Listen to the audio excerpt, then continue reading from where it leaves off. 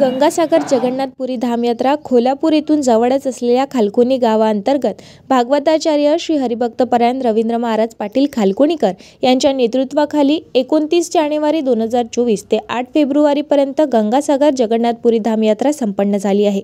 माऊली सेवा समितीद्वारा आयोजित Gangasagar, Calcutta, Belur Math, Kalika Devi, Howrah bridge, Victoria palace, Jagannathpuri, Konark सूर्य मंदिर, भुवनेश्वर लिंगराज मंदिर, साक्षी गोपाळ, धवलगिरी, चंद्रभागा तट, नंदकानंदन व चिल्का झील इत्यादी पर्यटन स्थळाचा आनंद 120 यात्रेकरू समवेत घेण्यात आला।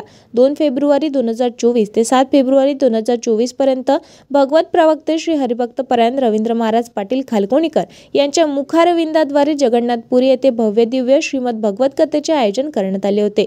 दररोज सकाळी 5 ते 6 काकडा आरती, हनुमान चालीसा, गीतेचा पाठ, दुपारी महिला मंडळाचे भजन आयोजित करण्यात आले होते। संध्याकाळी 6 ते ज्ञानेश्वरी हरिपाठ व रात्री 7 ते 10 भगवत कथेचे आयोजन करण्यात आले होते आणि दिनांक 7 फेब्रुवारी 2024 ला सकाळी भगवताचार्य श्री हरिभक्तपरायण रवींद्र महाराज पाटील यांचे गोपाल काल्याच्या कीर्तनाच्या कार्यक्रमाची सांगता करण्यात आली आहे।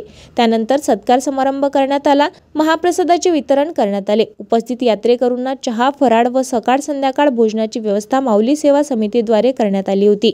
भगवद्गीतेचे यजमान म्हणून श्री दिवाकर जळमकर तोंगलाबाद, माणिकराव टापरे अकोला, विनायकराव जुमडे लाखोंडा यांची उपस्थिती होती।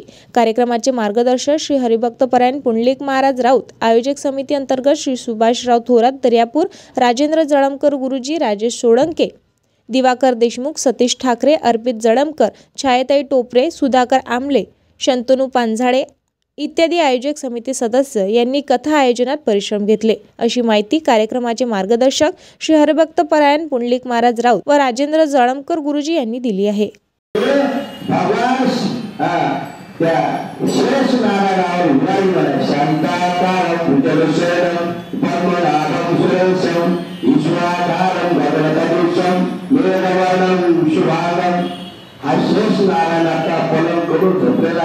याला काहीच करणार नाही। लगेच मात्र जसं 4 वेळाचं मिलन झालं, मिलन झाल्यानंतर 24 घंट्यापासून रडणारा कृष्ण गंगाचा हसू लागला आणि भैरव बाबा रडू लागले। यशोदामाई म्हणते साधूबा किती छान आहे बघा बरं, स्वतः रडायला सुरुवात करता आणि माझा कृष्ण हसू लागला। लगेच गेलो आणि गेल्यानंतर कृष्णाला यशोदामाईकडे गेलं। लगेच मात्र चिमटा घेतला, कमंडलून घेतला आणि भोले बाबा निघून जाता। दशमी संधी एकादशी आणि एकादशी दिवशी त्या गुरुवारची सर्वाधिक उपास झालेला आहे। आज काय आहे? एकादशी। आज बरेच लोकांनी एकादशी धरली। एकादशीच्या दिवशी भागवत कथा ऐकली ना, त्याला जवळ पुण्य।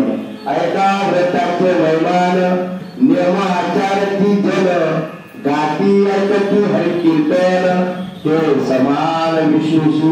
एकादशी दिवशी कथा ऐकली ना, तो विष्णू देवा एवढा दर्जा तो चांगला झाल्याशिवाय राहते सुद्धा। एवढा मात्र अधिकार आहे। एकादशी धरली पाहिजे।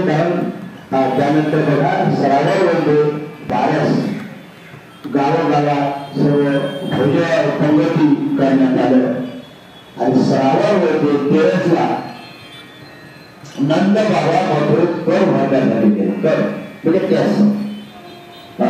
त्याच भरायला लागतो माझ्या, पण आपण काहीच नाही तेथे कसा केला। आता बघा मग कुठून गेला मथुर? मथुरा काय?